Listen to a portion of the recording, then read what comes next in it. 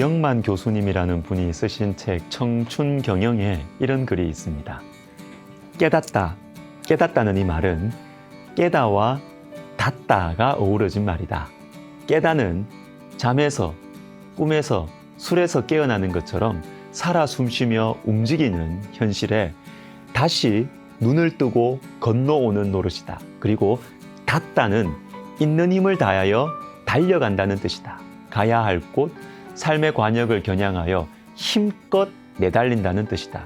결국 깨닫다는 흐리고 멍청하던 삶에서 정신을 차리고 맑고 또렷한 본살의 삶으로 건너와서, 이게 깨다죠, 곧장 삶의 관역을 겨냥하여 내달린다, 닫다는 뜻이다. 이렇게 있더라고요. 여러분, 한 해를 마무리하고 새해를 기다리는 시간입니다. 우리가 깨어서 달려가는 우리가 되었으면 좋겠습니다.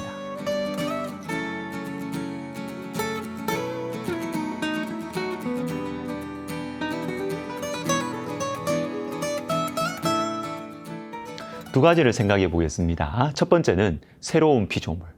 자, 몇 해 전 신문에서 나의 무덤을 응시하면서 라는 어떤 목사님의 글을 읽었습니다.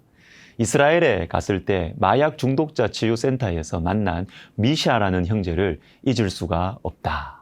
청소년 시절 범죄 조직에 들어가면서 마약에 손을 댔다. 나중에는 부모조차 감당할 수 없어서 쫓아버렸다. 길거리에서 닥치는 대로 훔치고 강탈하며 감옥을 들락거렸다. 그 즈음 그의 부모는 아들이 마약에 중독되어 벌써 죽었다는 소문을 듣고 시신도 없이 빈 관을 만들어 공동묘지에 장사를 지냈고, 그 뒤로 부모는 날마다 울면서 살았다고 한다.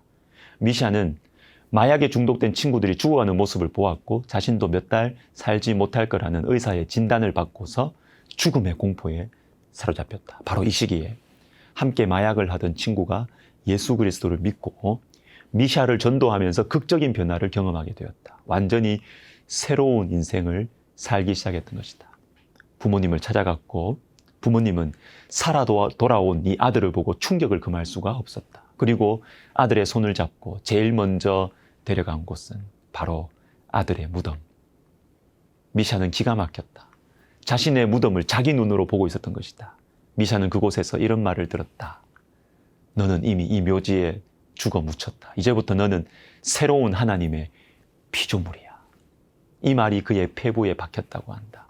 내가 만난 미샤의 눈빛은 맑았고 마약 중독의 흔적은 찾아볼 수 없었으며 자유와 평안의 향기가 은은하게 풍겨나오고 있었다. 아니, 오히려 설명할 수 없는 어떤 내면의 힘을 느낄 수 있었다.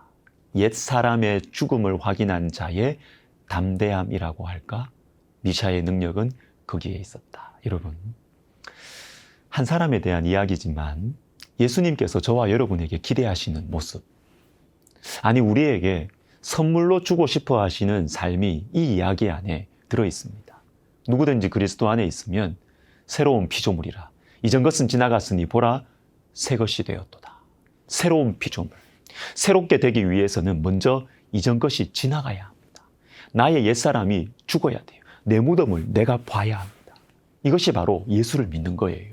예수를 믿어도 사람의 본성은 안 바뀌는 것 같습니다. 그러나 우리 속에는 좋은 성품도 있고 나쁜 성품도 있습니다.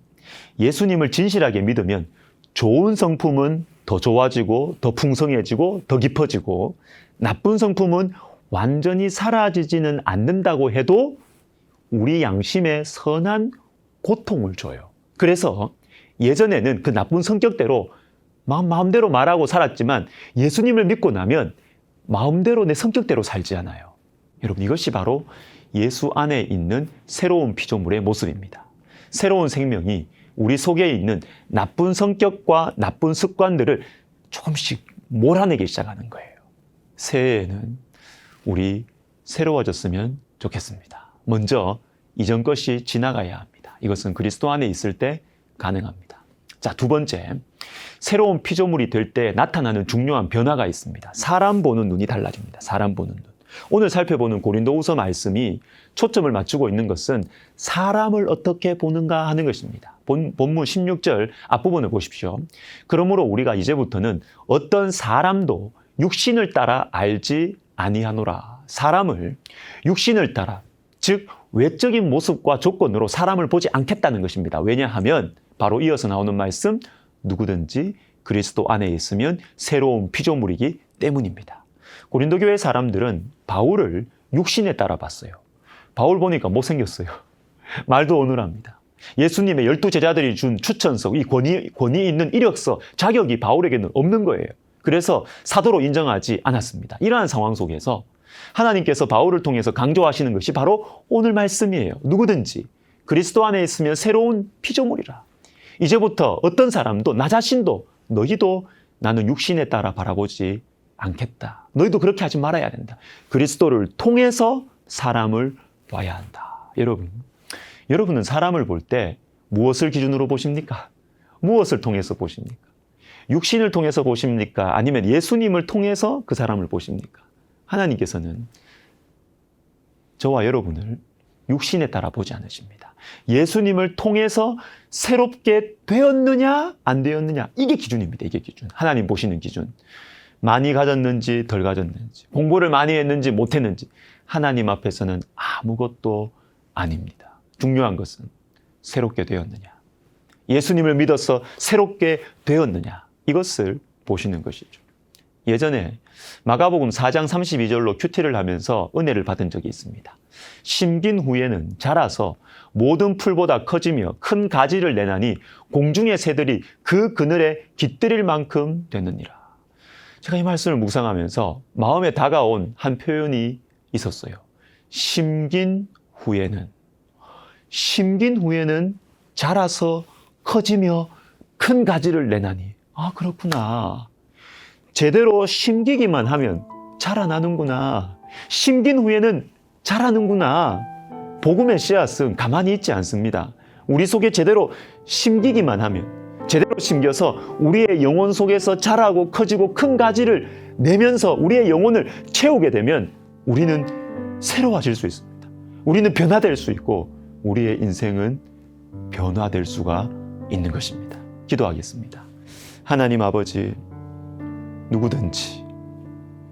누구든지 그리스도 안에 있으면 새로운 피조물이라.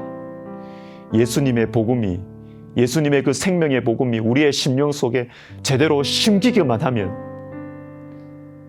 나는 새로운 삶을 살 수 있고, 나는 새로운 꿈을 꿀 수 있고, 새로운 소망을 가질 수 있음을 하나님 우리가 믿고, 우리가 이 한 해를 마무리하고 새로운 한 해를 주님 앞에서 준비하게 하옵소서. 예수님의 이름으로 기도하옵나이다. 아멘.